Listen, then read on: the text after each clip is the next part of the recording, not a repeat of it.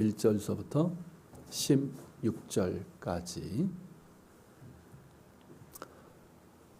찾으신 줄 알고 한 절씩 저와 함께 교독하시겠습니다. 가이사랴에 고넬료라 하는 사람이 있으니 이달리아 부데라 하는 군대 백부장이라.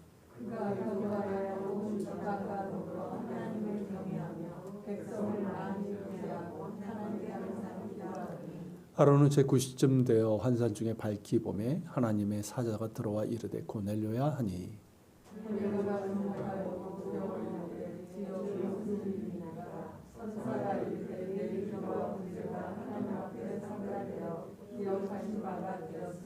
내가 지금 사람들을 요바에 보내어 베드로라 하는 시몬을 청하라.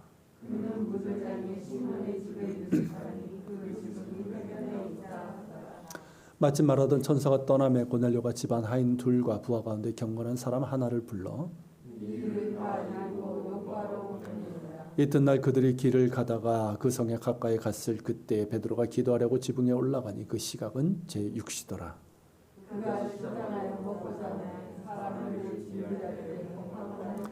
하늘이 열리며 한 그릇이 내려오는 것을 보니 큰 보자기 같고 네 길을 메어 땅에 들이웠더라.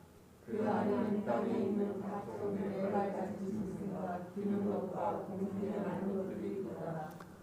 또 소리가 있으되 베드로야 일어나 잡아먹으라 하거늘 베드로가 이르되 주여 불러주소서나이다. 속되고 깨끗하지 아니한 것을 내가 결코 먹지 아니하리나이다.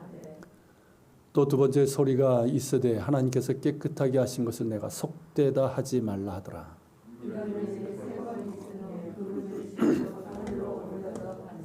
아멘.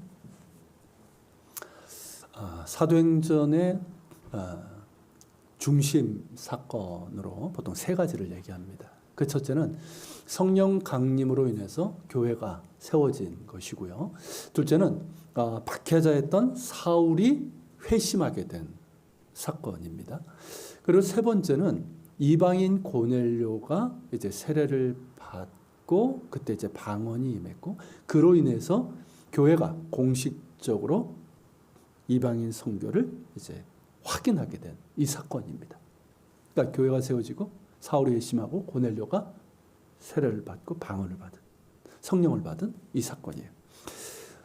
이것이 이제 사도행전의 이제 3대 사건이라고 할 수 있는데 이들 사건들은 하나의 지향점이 있습니다.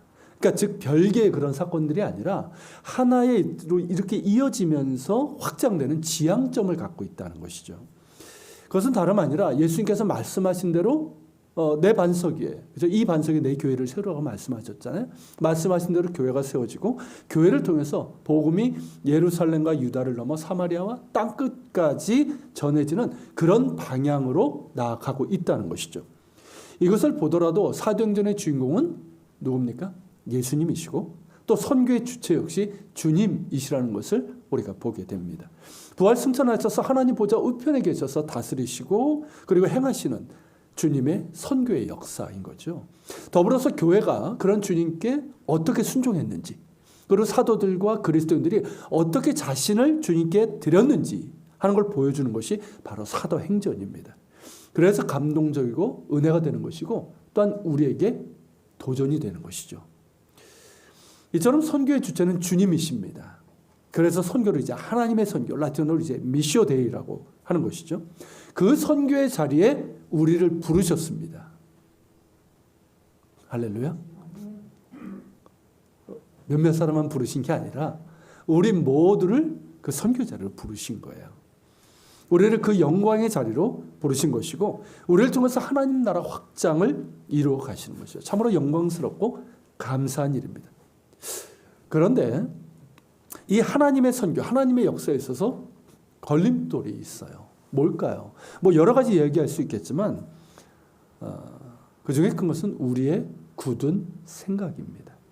그러니까 하나님 보시기에 옳지 않은 생각인데 그것이 굳어져서 고정관념이 되고 편견이 된 이런 것들이죠. 그런 것들이 하나님의 선교, 하나님의 역사에 있어서 자주 걸림돌이 된다는 겁니다. 그것을 오늘 본문을 통해서 우리가 보게 되는 거예요. 오늘 본문은 앞서 말씀드린 것처럼 사도행전의 세 번째 이제 사건의 이제 그 시작 부분인데 여기서 우리는 베드로 유대인 아닙니까? 유대인으로서의 베드로가 가지고 있었던 이 고정관념, 이 굳은 생각, 그리고 편견을 보게 됩니다.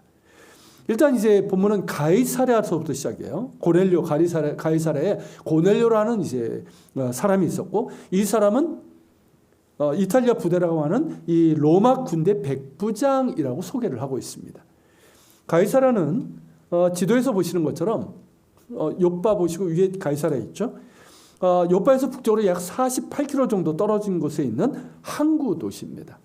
헤롯 대왕, 그러니까 예수님 태어났을 때 헤롯이죠. 헤롯 대왕이 세운 이제 계획 도시입니다. 항구 도시고 계획 도시예요. 그 역사적인 상황이 있는데 뭐 제가 간단하게 정말 말씀드리면 로마의 이제 2차 3두 정치 때 안토니우스하고 옥타비아누스가 로마의 최고 권력을 두고 이제 싸웠습니다. 그런데 그만 안토니우스가 옥타비아누스에게 패했어요. 전쟁에서 졌어요.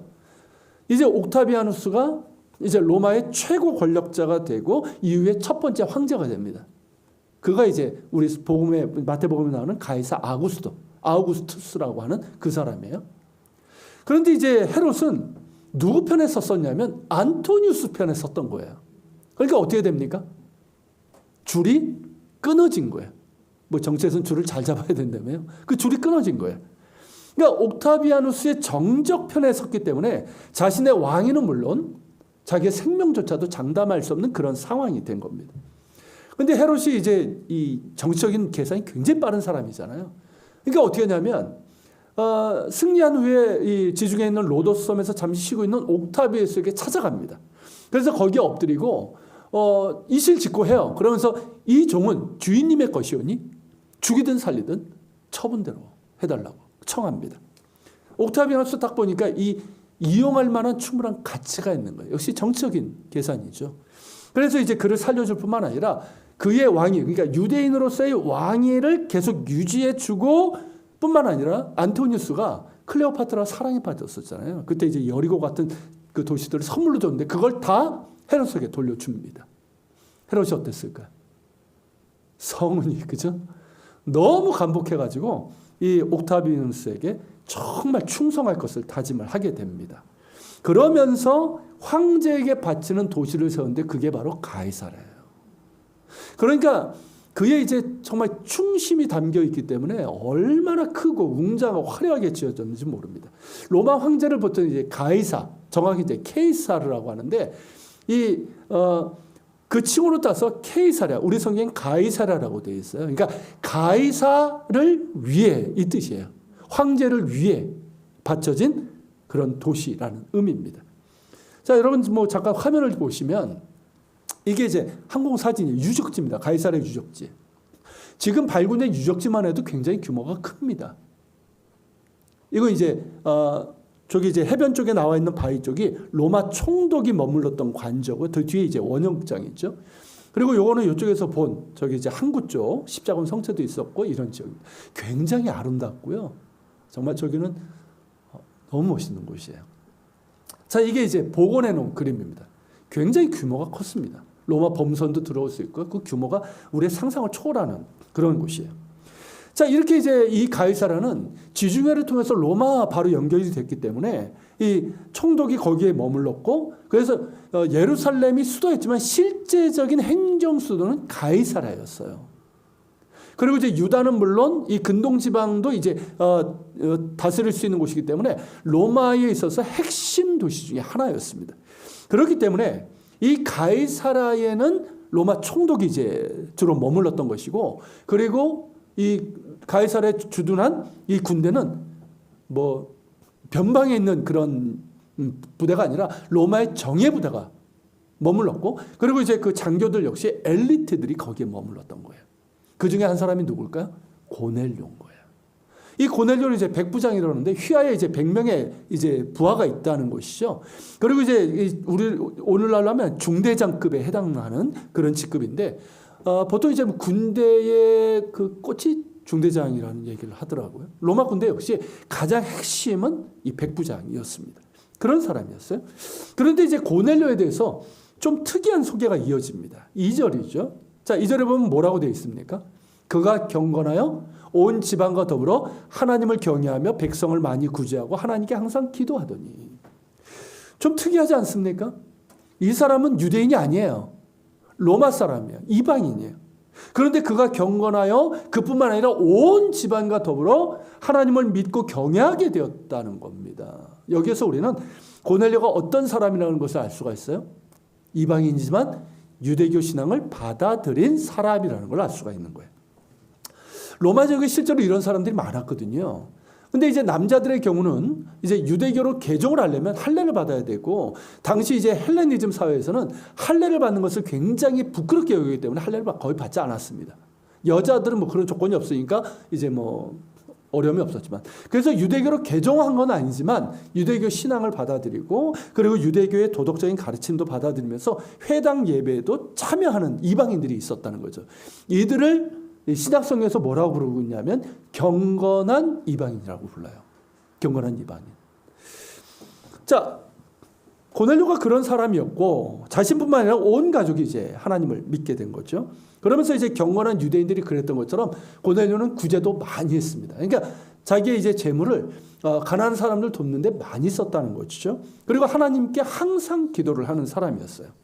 그러다 보니까 동료 이 군인들, 로마 군인들뿐만 아니라 이웃 유대인들에게도 존경을 받았을 겁니다.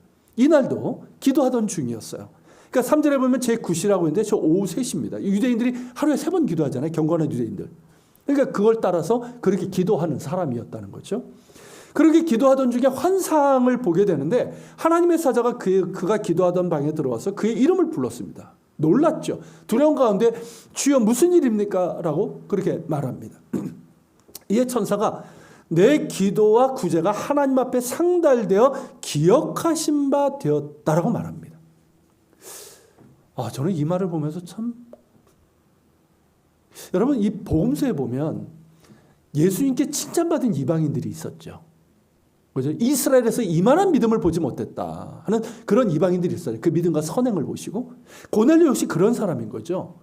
이방인이지만 그의 기도와 구제가 하나님 앞에 기억되는 제물로 올려졌다는 거예요. 그 뜻이에요. 그의 기도와 구제가 하나님 앞에 이렇게 하나님께서 기억하신 바 되는 그런 제물로 올려졌다는 거예요. 너무나 멋지지 않습니까? 하나님의 임재와 궁유를 구하면서 정직하고 사모하는 심령으로 드리는 기도는 결코 흩어지지 않습니다. 하나님 앞에 기억되는 제물로 올려집니다. 구제 역시 마찬가지예요. 여러분 잠언 19장 17절 한번 볼까요? 같이 읽겠습니다. 가난한 자를 불쌍히 여기는 것은 여호와께 구워드리는 것이니 그의 선행을 그에게 갚아주시리라. 자, 가난한 자를 불쌍히 여기는 것은 뭐라고 얘기합니까? 하나님께 구워주는 거예요. 돈을 빌려주는 거예요. 자, 하나님께 돈을 빌려주면 하나님이 이제 빚지게 되는 거죠. 빚지게. 자, 하나님이 빚을 졌을 때 하나님이 어떻게 하실까요? 잊어버리실까요? 모른 척 하실까요? 사람은 그럴 수 있지만 하나님은 결코 그렇지 않으십니다. 기억하시고 그것을 그에게 갚아주십니다. 여러분 고넬료의 기도와 구제가 그렇게 하나님 앞에 상달되어서 기억하신 바 되었다는 거죠. 그러니까 하나님 앞에 기억되는 제물로 드려지고 하나님께서 그에 갚아주시는 향기로운 제물이 되었다는 것입니다. 참으로 복 있는 사람 아닙니까? 그렇지 않습니까, 여러분? 우리의 기도가 그냥 연기처럼 흩어지는 그런 기도, 중언부언의 기도가 아니라 하나님 앞에 기억하신 바 되는 그런 제물로 올려지고, 우리의 구제와 선행 역시 향기로운 제물이 되어서 하나님께서 기억해 주시고 그리고 친히 갚아주시는 것이 된다면 얼마나 복된 일이겠습니까? 물론 우리가 그런 보상을 바라고 하나님께 기도하고 구제하는 것은 아닙니다. 그런 목적을 가지고 해서는 안 돼요.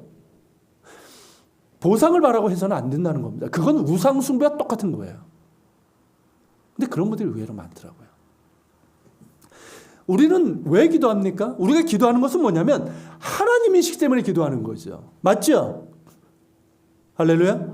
그분이 살아계시고 거룩하시고 우리가 인격적인 교제를 나누시길 원하시는 분이기 때문에 우리가 기도하는 거예요. 그래서 이 진실한 기도를 들으시는 하나님이심을 기억하면서 정직하고 사모하는 심령으로 기도하는 겁니다. 하나님의 뜻을 구하면서 겸손히 순종하는 기도를 드리는 거죠. 이게 우리의 기도예요. 구제 역시 우리가 하나님으로부터 갚을 수 없는 은혜를 받았잖아요. 그 사랑을 받았잖아요. 그 사랑을 받은 자로서 마땅히 해야 하는 것이기 때문에 하는 거예요.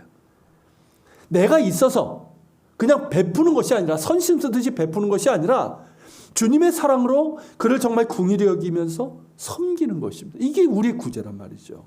결코 어떤 보상을 바라고 해서는 안 되는 거예요. 하지만 하나님께서는 그러한 기도와 구제를 지켜보시고 그것들이 하나님께서 기억하시는 제물로 올려진다는 거예요. 우리의 기도와 구제가 하나님 앞에 기억하시는 제물로 올려진다면 어떻습니까? 그 자체로 크나큰 복인 거예요. 그리고 하나님의 기억하시면 언제나 크신 은혜로 응답해 주시고 갚아 주심으로 임합니다. 할렐루야. 우리의 기도와 구제가 이렇게 하나님 앞에 기억하시는 제물로 올려질 수 있기를 소망합니다. 이제 곧 새해가 되잖아요. 여러분 새해 그런 소망을 좀 가지십시오. 아니 다른 세상적인 그런 소망보다 정말 나의 기도가, 그리고 내가 정말 이웃을 사랑하는 섬김과 구제가 정말 하나님 앞에 기억하신 바 된 제물로 올려질 수 있기를, 그런 소망을 가지고 사모할 수 있기를 바랍니다. 그렇게 사모하면서 우리가 더욱더 기도에 힘쓰고 정말 주님 기뻐하시는 구제와 선행에도 더욱 힘쓸 수 있기를 바랍니다. 천사는 이어서 사람들이 이제 욥바로 보내서 베드로라는 시몬을 청하라고 합니다. 그리고 그가 무두장이 시몬의 집에 머물고 있는 것까지 알려줍니다. 선사가 떠나고 고넬료는 이제 집안의 하인 둘과 그리고 이제 부하 중에서 경건한 사람 하나를 이제 불러서 이 일을 알려주고 욥바로 보냅니다. 부하 중에도 경건한 사람이 있었다는 걸 보면 뭘 뜻합니까? 고넬료가 자기 부하들에게도 하나님을 믿는 신앙을 전했다는 것을 보여주는 것이죠. 자, 그렇게 이제 욥바로 가는데 한 48km 된다고 말씀드렸죠. 이튿날 그들이 이제 욥바에 가까이 이를 무렵에 이번에는 베드로가 환상을 보게 됩니다.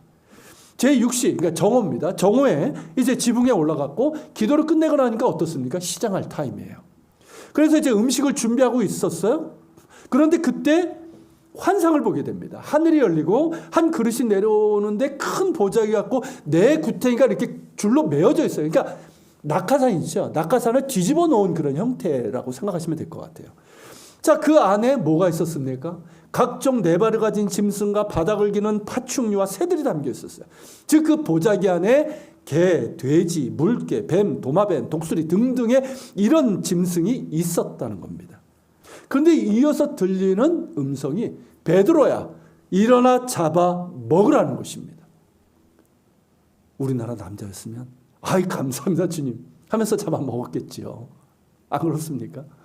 다 보신용 아닙니까? 그런데 베드로는 어떻습니까? 그럴 수 없다라고 합니다. 점잖게 사형을 한 것이 아니라 극도로 혐오를 하면서 거절을 한 거예요. 왜입니까? 그가 유대인이기 때문이에요. 유대인들은 먹을 수 없는 것이 많습니다. 레위기 11장에 그 목록이 나오죠. 자, 육류에는 어떤 것만 됩니까? 되새김질하고 이 발굽이 갈라진 것만 돼요. 그러니까 뭐 소, 양, 염소 정도를 제하면 뭐 이 부정한 짐승을 먹을 수 없다는 거죠. 그리고 땅을 기는 뱀, 이 도마뱀 같은 파충류도 먹을 수 없고 생선의 경우는 어떤 경우? 비늘이 있는 것만 먹을 수 있어요. 자, 조류의 경우는 어떻습니까? 닭, 오리 같은 이런 뭐 가금류는 괜찮지만 시체를 먹는 독수리 이런 것들은 맹금류는 안 되는 거예요. 하나님께서 이런 음식 규정을 주신 이유는 가장 큰 이유는 위생상의 문제와 더불어서 대부분이 이것들이 우상 숭배 관련된 음식들이에요. 그러니까 이제 가나안 사람들의 그런 이제 음식을 먹는다는 건 뭡니까? 예전에 뭐 이런 고기를 먹는 게 쉬웠던 게 아니잖아요. 음식을 먹는다는 얘기는 뭡니까? 우상 숭배까지 참여하는 거예요. 예전에 뭐 돼지 고사 지내면 어떻습니까? 그거 먹는다는 얘기는 거기에 참여하는 게 돼버리는 거거든요. 그러니까 이제 우상 숭배를 참여하는 것을 막는 데 그 목적이 있었던 거란 말이죠. 그런데 이것이 바벨론, 이게 포로 귀환 이후에 다시 유대인 공동체가 회복이 되면서 주위에 이제 이방인들로 둘러싸여 있으니까 이방인들과 유대인들을 구별하는 기준이 됩니다. 이때서부터 이제 유대교라는 그런 이제 형태를 띠게 되는데 세 가지를 엄격하게 지킬 것이 요구가 되었어요. 그게 뭐냐면 안식일, 할례, 음식법입니다. 자, 이 셋은 다 구별되는 거예요. 안식일은 어떤 구별입니까? 날의 구별이죠. 평상시 모르는데 유대인들은 안식일이 되면 우리라면 그리스도인들이잖아요. 이 사람들이 일요일이 되면 교회를 가네? 날의 구별이에요. 그리고 할례는 몸의 구별이죠. 그리고 음식법은 뭡니까? 생활의 구별이에요. 이 셋을 통해서 이방인들과 구별되는 유대인으로서의 정체성을 지킬 수 있다는 겁니다. 그런데 이 셋 중에서 안식일, 할례, 음식법 중에 가장 뚜렷하게 나타나는 게 뭘까요? 음식법이에요. 날마다 새끼 먹잖아요. 그러니까 이것이 뚜렷하게 구별될 수밖에 없습니다. 유대인은 음식법에 따라 정한 고기를 먹어야 될 뿐만 아니라 비유대인, 이방인들과 함께 먹으며 식탁 교제를 하는 것도 금지가 되었습니다. 사실 이전까지는 이 이방인들과 식사 교제도 많이 했어요. 성경 보세요. 그런 것들이 많이 나와요. 이방인들을 초대해서 함께 먹기도 합니다. 그러니까 부정한 짐승을 먹는 것이 문제였지 정한 음식이라면은 이방인들과 같이 식사하고 초대하는 것이 문제가 되지 않았어요. 그런데 점차 어떻게 되냐면 이방인과 함께 식사하는 것도 금기시가 됐고 그러면서 유대인과 이방인의 구분이 더욱 강화되었습니다. 그래서 결국에는 이방인에 대한 배타적인 편견이 되면서 유대인이 이방인과 함께 식사하는 것은 뭐와 같냐? 개, 돼지와 함께 식사하는 것과 같다라는 그런 가르침까지 나오게 된 거예요. 자, 이 말을 들은 이방인들이 어떨까요? 기분이 좋을 리가 없죠. 그리고 유대교에 관심에 충실한 유대인들의 경우라면 이방인들과 함께 음식을 먹는 것을 극도로 거부하고 경멸했던 겁니다. 그런데 하나님께서 그 부정한 짐승으로 가득한 보자기를 내리시더니 베드로에게 일어나 잡아 먹으라고 하시는 거예요. 그러니까 베드로가 어떻습니까? 경악할 수밖에 없는 거예요.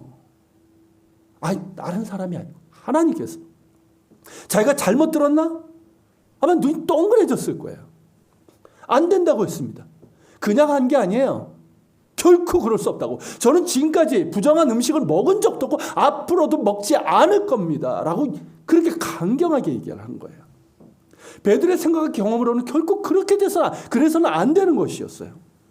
아마도 베드로는 하나님이 자신을 시험한다고 생각했는지 모르겠어요. 그런데 그 말씀을 3번이나 반복하시는 거예요. 그러면서 결정적으로 하나님께서 깨끗하게 하신 것을 내가 속되다 하지 말라고 하시는 겁니다. 여러분, 베드로에게 있어서 주님께서 3번 말씀하시는 건요, 그가 가볍게 넘어갈 수 있는 문제가 아니었어요. 닭이 울기 전에 네가 나를 3번 부인하라고 하셨죠. 그리고 부활 이후에 갈릴리 해변에서는 뭐라고 물으셨습니까? 네가 이 사람들보다 나를 더 사랑하느냐? 3번 물으셨단 말이죠. 그리고 내 양을 먹이라 3번 말씀하셨어요. 그러니까 주님께서 3번 말씀하신 거는 그냥 얘기하신 게 아니에요. 시험이 아니에요. 이거는 정말 진실로 말씀하신 거란 말이죠. 그러니까 어떻습니까? 더 당혹스러운 거예요. 더 고민스러운 거예요. 심히 고민스럽고 이 환상과 이 말씀이 도대체 무슨 의미일까 알 수가 없어서 혼란스러운 거예요. 그렇다면 여러분, 주님께서 왜 부정한 짐승으로 가득한 보자기를 내리시고 베드로에게 잡아먹으라고 하신 걸까요? 하나님께서 깨끗하게 하신 것은 내가 속되다고 하지 말라. 이 말씀은 무슨 뜻일까요? 돼지, 개, 물개, 이런 뱀, 이런 짐승들 하나님께서 깨끗하게 하신 거니까 이제 먹어도 돼. 이 뜻일까요? 그 뜻이 아니에요. 이건 음식에 대한 말씀이 아니에요. 그 이면에 담긴 뜻이 있습니다. 그것이 고넬료를 만나면서 밝히 드러나게 되는 거예요. 하나님께서는 유대인인 베드로가 갖고 있는 이 굳은 고정관념과 편견을 지금 깨트리고 계시는 거예요. 앞서 말씀드린 것처럼 단지 음식의 문제가 아니라 부정한 음식을 이유로 이방인들에 대해서 배타적인 편견을 가지고 있지 않았습니까? 그러니까 그들과 이제 가까이지 않았던 유대인들의 고정관념을 깨트리고 계시는 거예요. 여러분, 우리가 누구와 이제 밥을 먹는다는 것은 어떤 의미입니까? 그냥 음식 먹는 거예요? 아니에요. 누군가 인격적인 교제를 나눈다는 뜻이에요. 그러니까 인격적인 상대로 존중하는 거잖아요. 우리가 누구 정말 꼴 보기 싫으면 근데 저놈하고 밥 먹나 봐라 이러잖아요. 그러니까 누가 밥을 먹는다는 얘기는 그를 인격적인 존재로 존중한다는 뜻이고, 그렇게 마음을 나누고 교제하면서 친분을 쌓는 이게 사회적 행위란 말이죠. 그래서 특히 우리나라 사람은 뭐라고 합니까? 뭐 이렇게 좀 친해지고 아니면 이제 그러면 아쉬우면 야, 밥 한번 먹자. 뭐 이 얘기 하잖아요. 그러니까 먹는 행위가 목적이 아니라 인격적인 관계를 갖자는 것이고 교제를 나누는데 목적이 있는 거죠. 그런데 음식법을 명분으로 해서 부정한 음식을 먹는 부정한 죄인이라고 정죄하면서 거절한다면 어찌 인격적인 관계가 가능하겠습니까? 그런 생각을 가지고 있으니까 어찌 이방인들에게 가까이 가서 복음을 전할 수 있겠는가 하는 거예요. 왜 하나님께서 베드로의 고정관념을 깨트리고 계시는지 이제 이해가 되시죠? 자, 성령 강림으로 교회가 세워지고요. 날마다 많은 사람들이 주께 돌아왔지만 대부분 누구였습니까? 유대인들이었어요. 혹은 예루살렘 주변에 유대교로 이제 개종한 이방인들 소수지요. 그들이었어요. 그리고 이제 사도들과 성도들이 박해로 인해서 흩어진 상태에서 이제 두루 다니면서 복음을 전했지만 사실 그때도 대부분이 유대인들이 그 대상이었어요. 자, 집사 빌립이 사마리아와 그리고 이제 에티오피아 내시에게 복음을 전했지만 그건 정말 예외적인 경우가 있지만 거의 대부분은 이 복음 전도의 대상이 유대인이었습니다. 이방인들을 가까이 가기 꺼려했고 그들과 함께 식사를 하고 교제를 하는 것을 여전히 부정하게 생각하면서 심리를 경멸했다는 거죠. 그만큼 이 유대인들의 고정관념이 굉장히 깊었고 굳었고 그걸 당연하게 여겼다는 것이죠. 자, 이런 상황이니까 어찌 복음을 전할 수 있겠습니까? 자, 어찌 복음이 땅끝까지 전해질 수가 있겠어요? 하나님의 뜻은 뭡니까? 유대인뿐만 아니라 이방인들이 모든 열방이 예수 그리스도의 복음을 듣고 그들이 회개하고 구원을 받아서 하나님의 백성이 되는 거예요. 할렐루야. 그런데 당시 유대인 성도들은 유대교의 뿌리 깊은 고정관념과 이 배타적인 편견에 묶여서 이방인들이 가까이 가지 못하고 이 복음을 전하는 것을 두려워했습니다. 여러분, 이 고정관념과 그로 인한 배타적인 편견이 얼마나 해가 되고 그것을 바꾸기 어려운지 한 예를 들면요. 여러분, 인도의 카스트 제도 아시죠? 신분제도. 이 카스트 제도의 유래는 사실 굉장히 이게 못된 거예요. 악한 거예요. 주전 1300년경에 유럽 인종인 이 아리안족이 이제 인도에 침입을 하고 그러면서 인도를 점령을 했습니다. 근데 그들이 소수고 이제 다수의 원주민들을 통제를 하려고 한 수단이 뭐냐면 그게 계급제도였어요. 자신들의 우월성을 이제 강조하면서 인위적으로 계급을 만들고 그 힌두교라는 신앙이 있잖아요. 그 종교의 옷을 입혀버린 거예요. 뭐 윤회까지 믿으니까. 신의 뜻이에요, 그게. 그러면서 운명론적인 신분으로 고착화시킨 거예요. 그래서 뭐 브라만 그러면서 4개 이제 계급으로 만들었고 이게 카스트 제도인데 나중에 이제 역사가 흐르면서 무려 2,300개의 계급이 존재한다고 그래요, 실제로는. 그 중에서 가장 낮은 이제 천민은 이 카스트 제도 밖에 있는 사람들이 이들이 이제 달리트라고 합니다. 그러니까 불가촉 천민이라고 그래요. 무슨 뜻인지 아시겠죠? 아예 그 사람하고 접촉하면 안 돼. 불가촉 천민이에요. 아예 사람 취급을 받지 못합니다. 제가 예전에 이 다큐멘터리를 본 적이 있어요. 이 불가촉 천민에 대해서 얼마나 충격을 받았는지 몰라요. 제가 이제 김시원 선교사님 통해서도 조금 얘기 듣는데 이 카스트 제도라는 오랜 관습과 고정관념 그리고 편견으로 해서 이들은 사람임에도 불구하고 사람으로서의 대접을 받지 못해요. 온갖 차별과 편견에 시달리고 그러니까 상류층이 와서 그냥 이 사람 그냥 죽여도 당연한 거예요. 아무도 보호받지 못하는 거예요. 법적인 보호도 받지 못해요. 지배 계급이 인위적으로 만든 이런 계급 제도가 수천 년에 걸쳐서 인습과 편견으로 고져져서 지금 인도 사회를 붙잡고 있는 거예요. 인도가 여러분 인공위성 날리는 나라잖아요. 그런데 그 나라를 붙잡고 있는 게 이 카스트 제도예요. 여러분, 인도 건국의 아버지라는 간디, 예수님을 정말 존경했던 사람이에요. 그래서 예수님의 본을 따라서 이제 비폭력 저항과 더불어서 모든 사람이 평등하다. 이게 예수님의 가르침이잖아요. 모든 사람이 평등한 가치를 심으려고 했지만 암살당하고 말았잖아요. 인도 사람들이 가장 존경하는 인물이 간디지만 이 굳어질 대로 굳어진 계급의 이 편견, 고정관념은 그대로 남아있습니다. 그리고 이 외에도 이슬람의 여성에 대한 이 억압적 차별도 그래요. 아시죠? 잘 아시죠? 그 보도가 되니까. 우리에게는 억압적인 차별이지만 그들에게는 뭡니까? 오래된 관습이고 당연한 거예요. 그러니까 바꾸기도 어렵고 바꿀 생각도 없어요. 그만큼 굳어진 고정관념과 이 배타적인 편견이 무섭다는 거예요. 당시 유대인들의 경우도 그랬던 거예요. 그러니까 예수님 믿고 성령도 받았지만 어떻습니까? 이 복음은 자유케 하시는 성령, 이 복음이란 말이죠. 그리고 이제 예수님께서 예루살렘과 유다를 넘어 사마리아 땅끝까지 이르러 복음을 전하라는 그런 분부가 있었음에도 불구하고 이 이방인들에 대한 이 배타적인 편견과 고정관념에서 벗어나지 못하고 있었던 거예요. 그만큼 고정관념과 그로 인한 배타적인 편견이 무섭고 이게 바꾸기가 참 어렵다는 거예요. 그런 면에서 베드로를 변화시키는 이 하나님의 손길이 참으로 놀랍습니다. 이게 정말 은혜인 거예요. 예수님의 수제자였고 사도임에도 뿌리 깊은 고정관념과 배타적인 편견에 여전히 묶여있는 베드로.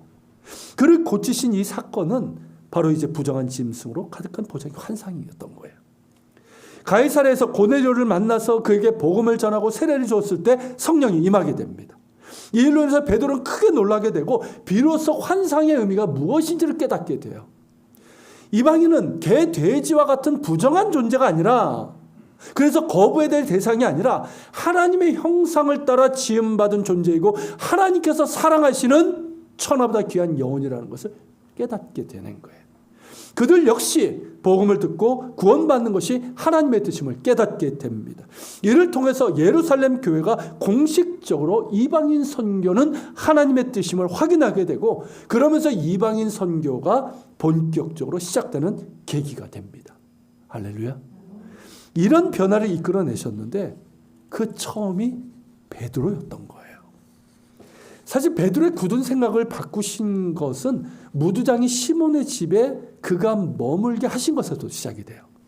여러분 무두장이가 뭘까요? 무두장이? 예전 개역한글은 피장이라고 되어 있어요. 가죽 피자를 썼죠. 그러니까 동물 가죽으로 이렇게 뭐 요즘으로 하면 뭐 핸드백, 뭐 지갑 이런 거 있잖아요. 그런 것들을 만드는 사람인 거예요. 근데 여러분 죽은 동물의 가죽을 다루는 직업이에요. 그러니까 유대교 따르면 뭡니까? 이건 부정한 거죠. 그러니까 부정한 사람과 접촉하면 베드로도 부정해지는 거예요. 유대교 관습에 따르면. 그런데 베드로가 그 집에 여러 날 머물렀다는 것은 뭘까요? 하나님께서 이미 베드로의 굳은 그런 마음을 만지고 계셨다는 것을 뜻합니다. 그러니까 조금씩 그의 생각을 바꾸어 가고 계셨다는 거죠. 그런 가운데 보자기 환상을 통해서 이방인에 대한 하나님의 뜻을 보여주신 것이고 가이사랴에서 완전히 베드로의 고정관념과 배타적인 편견을 뒤집어 버리신 겁니다. 할렐루야. 참으로 보면 볼수록 놀라운 은혜예요. 그죠? 그만큼 우리를 사랑하십니다. 예전에 제가 20대 때 나온 책 같은데 고정관념은 깨도 아프지 않다라는 책이 있었어요. 베스트셀러가 된 책인데 책 제목처럼 고정관념은 깨도 아프지 않습니다. 오히려 그것을 깨야지만 새로운 것이 보이는 거예요. 고정관념을 깨야지만 새로운 변화가 나타납니다. 굳어진 편견을 깨야지 새로운 관계가 형성되는 거예요. 근데 사람들은 어떻습니까? 그 고정관념을 깨는 것을 두려워해요. 그 굳어진 생각과 틀, 관습과 행동 양식을 바꾸면 엄청난 혼란과 고통이 올 것처럼 생각합니다. 우리나라도 보세요. 이게 얼마나 많은지. 전혀 그렇지 않은데 말입니다. 거기에 붙들리고 발목이 잡혀서 앞으로 나가지 못하고 그래서 많은 병폐와 해악을 경험하고 있어요. 예나 지금이나 다르지 않습니다. 지금 우리 사회도 그렇고요. 한국 교회도 보시고 여러분 여러분 자신도 한번 살펴보세요. 굳어진 고정관념과 편견에 붙잡혀 있지는 않습니까? 심지어 여러분 내가 당연하다고 생각하는 것, 내가 옳다고 생각하는 것이 잘못된 편견인 경우도 많습니다. 이건 한 예인데요. 제가 이스라엘 처음 갔을 때 예수님을 믿는 이제 유대인 교회로 갔습니다. 메시아닉 유대인 교회. 그 교회 중에 하나가 이제 복음적인 교회로 알려져 가지고 유대인뿐만 아니라 외국인들도 많았어요. 그래서 외국인들, 한인들도 거기 뭐 몇 분 있었고, 그래서 제가 거기 이제 얼마간 좀 다녔었는데, 한 번은 제 옆에 60대 후반 한 70 정도 되시는 그 남자분이 있는 거예요. 근데 예배 전이어가지고 서로 이제 뭐 바로 옆이니까 한국 사람이고 소개를 했는데, 이분이 이제 미국에 사시는 이제 재미교포 목사님이에요. 근데 이제 유대인 선교에 그런 이제 관심을 가지고 오신 거예요. 그리고 이제 인사를 하고 이제 그 예배가 시작됐는데 혀를 차는 거예요. 그래서 아주 못마땅한 인상을 팍 쓰면서, 저 사람 목사야? 예배 인도하는 분을 보고 그러는 거예요. 유대인 목사를 보고, 저 사람 목사야? 아니, 목사가 복장이 저게 뭐야? 하는 거야. 다 들리게. 물론 다른 사람들은 한국말을 모르니까 다행이었지. 저도 이제 사실 처음에 이스라엘 갔을 때 조금 놀랐는데, 유대인 목사들은 평상시에 입는 남방 셔츠에 면바지를 입고 예배를 인도하고 설교도 합니다. 뭐 흰색 셔츠를 입긴 하지만 이렇게 뭐 넥타이에 이렇게 하는 경우는 정말 드뭅니다. 제가 요빠 교회 목회할 때는 한번 이제 유대인 목사를 초청한 적이 있었어요.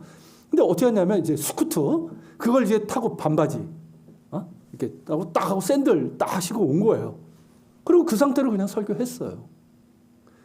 그러니까 처음에는 한국에서는 이제 볼 수 없는 모습이잖아요. 그럼 볼 수 없는 모습이라서 했지만 한편은 신선하다 그런 생각도 들었습니다. 근데 그 나이 드신 목사님은 아주 못하게 했던 거야. 그날 이분은 까만 양복에 넥타이까지 탁 하고 오신 거야. 한국 교회에서 하듯. 근데 거기 한 200명인가 이렇게 있었는데 정장을 하신 분은 그분밖에 없었어요. 예배를 인도하고 이제 설교하는 목사의 복장에 대해서 뭐 이견이 있을 수 있어요. 그죠? 그거는 어떤 문화일 수도 있고, 의복이라는 것은 특히 이제 목회자의 의복은 예전과도 또 관련이 있기 때문에 뭐 쉽게 뭐 얘기할 수 있는 건 아니에요. 하지만 그것 때문에 정죄하는 것은 어떻습니까? 그건 옳은 게 아니에요. 나는 옳다고 생각하지만 그게 옳은 게 아니란 말이죠. 그게 오히려 편견이고 고정관념이 될 수 있다는 거죠. 꼭 양복에 넥타이를 해야 한다고 주장하면 그건 고정관념이 될 수 있고 편견이 될 수 있는 겁니다. 비록 복장은 캐주얼이었지만 하나님의 임재와 은혜로 가득한 예배였어요. 하나님은 정장 입은 목사에게만 은혜를 주시는 게 아닙니다. 하나의 예를 들었는데 이런 것들이 참 많아요. 우리가 살아가면서, 특별히 여러분 신앙생활하면서, 이 교회 생활하면서 참 그것이 오래되고, 한국교회 그런 게 참 많습니다. 유교적인 전통까지 이게 섞여 있다 보니까 오래되고 당연한 것이라고 생각하는 것들 중에 굳어진 고정관념과 편견이 있어요. 물론 그들 중에는, 오래된 그런 것들 중에 전통 가운데는 옳고 정말 지켜야 될 것들이 있어요. 뭐 그 모든 것들을 고정관념이고 편견이라고 매도해서는 안 됩니다. 하지만 우리가 주의하고 경계해야 될 것은 우리의 고정관념과 편견이 하나님의 역사를 방해할 수 있다는 거예요. 이걸 우리가 정말 주의하고 경계해야 되는 거예요. 실제로 그러합니다, 여러분. 우리가 당연하게 여기는 것들, 굳은 사고방식, 편견이 하나님의 역사를 방해하는 경우가 정말 많아요. 당시 유대교가 그랬던 것처럼 말입니다. 그리고 교회 역사를 보면 얼마나 그런 일들이 많았는지 몰라요. 여러분, 우리가 살면 얼마나 삽니까? 뭐 7, 80년 사는 거예요, 사실은. 뭐 100세 시대라고 하지만. 자, 100년을 산들. 우리가 그 인생을 살면서 경험하는 세계라는 것이 그렇게 크지 않습니다. 그죠? 우리가 안다고 하면 얼마나 알습니까? 내가 옳다고 하면 옳다고 생각하는 것이 다 옳은 것도 아닙니다. 그리고 여러분, 한국교회 역시 그래요. 한국교회 어떤 신앙 방식이 다 옳고 정답인 것도 아니에요. 앞서 말씀드린 것처럼 여러분들이 한번 해외 한번 나가보세요. 해외 선교 한번 다녀보세요. 그러면은 정말 하나님의 방법이 얼마나 다양한지를 알 수가 있습니다. 얼마나 다양한 민족으로 모든 민족에게 복음을 전하고 계시는지 보게 되고, 오히려 고정관념이나 편견이 없는 곳에서 성령의 역사가 크게 일어나는 것을 보게 됩니다. 우리가 복음을 전하기 위해서 사람을 만날 때도 그렇고요. 우리가 인생을 살아갈 때도 우리가 가지고 있는 선입견이나 편견 때문에 하나님의 일을 방해하고 사람을 함부로 밀어내고 정죄하는 경우가 있습니다. 자, 세상 사람들 어떻습니까? 지독한 편견을 만들어내지 않습니까? 학벌, 그죠? 지역, 외모, 빈부 등등, 뭐 요즘은 정치 성향까지 이런 것들로 세상은 멋대로 정한 기준들이 있어요. 근데 우리도 어떻습니까? 그런 것에 자꾸 물든단 말이죠. 그러면서 저 사람을 평가하고 저 사람은 이런 사람이 하면서 제멋대로 판단하고 정죄하는 경우가 얼마나 많은지 모릅니다. 실제로 그 사람하고 관계하지 않았음에도 불구하고 아주 못돼 먹은 고정관념이고 배타적이고 편협한 편견입니다. 이런 고정관념, 선입견, 편견이 우리가 얼마나 거기에 젖어 있는지 몰라요. 여러분, 하나님은 외모로 사람을 보지 않으십니다. 그 중심을 보시지 그의 외모, 겉으로 드러나는 것으로 판단하지 않으십니다. 복음은 어떤 경우에도 차별하지 않습니다. 그 어떠한 배타적인 편견과 고정관념을 거부합니다. 그 모든 차별과 편견과 고정관념은 십자가에서 사라졌습니다. 이게 복음이에요. 오직 사랑 안에서 하나 되고 그가 누구든 하나님의 사랑받는 존재로 나도 그를 사랑하고 섬겨야 될 대상일 뿐인 거예요. 우리는 이 복음을 받은 사람들입니다. 할렐루야. 차별 없는 복음이고 모든 편견과 고정관념을 거부하는 복음이에요. 자유하게 하시는 복음이고 그리스도 안에서 하나 되는 복음이에요. 이 복음에 우리가 푹 젖길 바랍니다. 이 복음으로 인해서 자유하고 편견 없이 사람들을 대하고 차별 없이 사랑하는 사람들이 되기를 바랍니다. 우리 안에 있는 이 굳은 생각, 편견으로 인해서 죄 짓지 않기를 바랍니다. 사람들에게 상처 주지 않길 바랍니다. 무엇보다 하나님의 뜻을 가로막고 하나님의 역사, 하나님의 선교를 방해하는 일이 없기를 소망합니다. 사도 바울이 우리에게 이렇게 말합니다. 자, 로마서 12장 2절인데요. 여기 제가 사진을 준비했었네요. 여기가 어디냐면 욥바예요. 욥바 항입니다. 굉장히 아름다운 미항입니다. 그리고 여기가 이제 텔아비브 쪽에서 본 욥바고 저 우뚝 솟은 저 건물이 베드로가 방문한 것을 기념해서 세운 교회입니다. 이게 그 교회고요. 그리고 이 자리가 베드로가 머물렀던 무두장인 시몬, 피장 시몬의 집 터입니다. 자, 로마서 12장 2절 우리가 같이 읽겠습니다. 너희는 이 세대를 본받지 말고 오직 마음을 새롭게 함으로 변화를 받아 하나님의 선하시고 기뻐하시고 온전하신 뜻이 무엇인지 분별하도록 하라. 이 말씀을 우리가 꼭 기억해야 됩니다.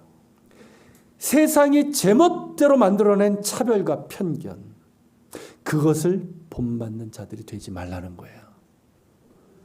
우리의 굳은 생각과 고정관념, 편견이 하나님의 역사를 방해하는 것이 되지 않도록 하나님의 선하시고 기뻐하시고 온전하신 뜻이 무엇인지 분별할 수 있어야 합니다.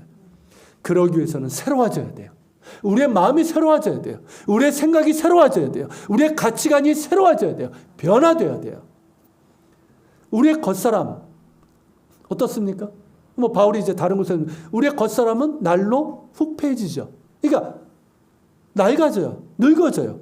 그렇지만 우리의 마음과 생각, 가치관은 날로 새로워지길 소망합니다. 요즘 젊은 세대들이 꼰대라고 그러죠. 그게 뭐냐면 고정관념, 이 편견에서 벗어나지 못한 사람을 얘기하는 거예요. 비록 우리는 나이가 들지만 우리의 생각, 우리의 가치관, 우리의 사고방식은 늘 새로워질 수 있기를 소망합니다. 그러려면 복음의 사람이 돼야 되는 거예요. 복음의 사람. 복음에 정말 푹 젖은 사람이 돼야 되는 거예요. 나의 모든 편견, 굳은 생각을 거부하고 그리고 무효시키는 예수 그리스도의 복음, 십자가의 복음에 푹 젖어야 되고 그 복음에 따라 생각하고 그 복음에 따라 사람을 대하고 하나님의 뜻을 분별하며 살아가는 사람이 되어야 됩니다. 그럴 때 우리의 생각이 하나님의 뜻 안에 있게 될 것이고 우리를 통해서 하나님께서 일하시는 도구가 될 것입니다. 이제 곧 새해인데 우리에게 이 소망이 있기를 소망합니다.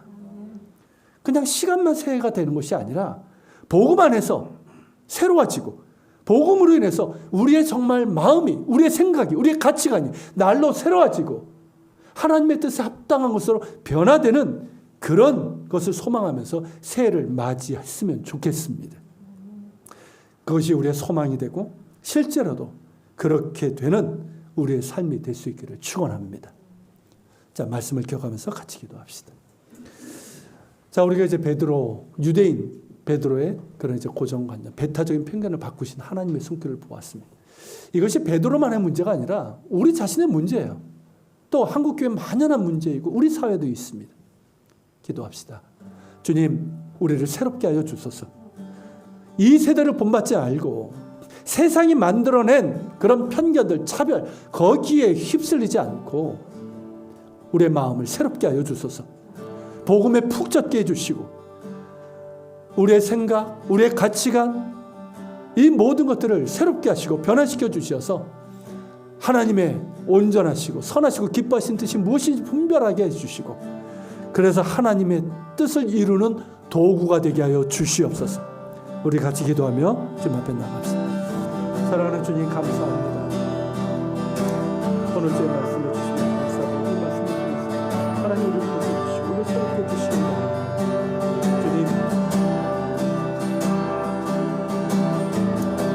얼마나 많은 편견, 고정관념, 배타적인 그런 편견을 저도 하나님 그런 것을 해주시고 하나님 세상에 만들어낸 하나님 그런 것들을 우리가 아버지 하나님을 지켜주시고 말이 말고 이 세대를 먹었지 우리가 마음을 새롭게 하는 변화를 갖기를 원합니다.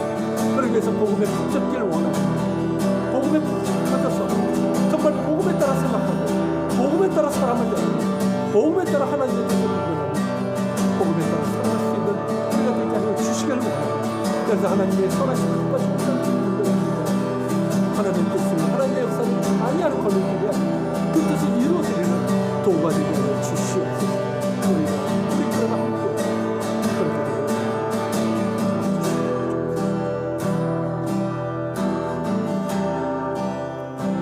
사랑하는 주님, 우리를 새롭게 하여 주옵소서. 온갖 편견과 차별 그런 것들을 멋대로 만들어낸 이 세대를 본받지 않게 해 주옵소서. 우리의 마음을 새롭게 하여 주옵소서. 우리의 생각을, 우리의 굳어진 생각, 우리의 편견, 우리의 가치관이 변화되길 원합니다. 새로워지길 원합니다. 날로 새로워지길 원합니다. 이를 위하여 주님, 복음에 푹 젖길 원합니다. 복음의 사람이 되길 원합니다. 복음에 따라 생각하고 복음에 따라 사람을 대하고 복음에 따라 하나님의 뜻을 분별할 줄 알고 복음에 따라 행할 수 있는 저희들 되게 주옵소서. 그래서 하나님의 뜻을 방해하는 걸림돌이 아니라 하나님의 뜻을 이루어갈 수 있는 도구가 되길 원합니다. 하나님, 우리 자신이 그런 사람 되길 원하며 우리 교회가 그런 교회가 되길 원합니다. 한국 교회가 그런 교회가 될 수 있도록 우리를 고쳐주시고 새롭게 하여 주시옵소서. 또한 주님 앞에 예물을 드립니다. 10의 1조를 드립니다. 감사의 예물을, 주일의 예물을, 선교의 예물을 주께 드립니다. 우리의 마음과 우리의 소원을 담았사오니 헤아려 주시고 이건 역시 주님 앞에 기억하시는 제물로 올려지기를 원합니다. 이제는 우리 주 예수 그리스도의 은혜와 아버지 하나님의 그 크신 사랑과 성령님의 감화감동 교통 역사하심이 우리 안에 굳어진 고정관념, 배타적인 편견, 굳은 생각들, 이것이 무엇인지를 깨닫게 해주시고 이 세대를 본받지 말고 오직 복음으로 마음을 새롭게 하여 변화를 받아 하나님의 선하시고 기뻐하시고 온전하신 뜻이 무엇인지 분별하여 복음에 따라 생각하고 복음에 따라 사람을 사랑하고 복음에 따라 살아가기를 원하는 우리 모든 지체들 머리 위에 우리 예안교회와 이 땅에 있는 교회들, 조국 대한민국과 북한 땅 이스라엘 땅에 세계 곳곳에서 복음을 전하는 선교사들과 박해지역에 있는 그리스도인들 머리 위에 함께 하시기를 간절히 축원하옵나이다.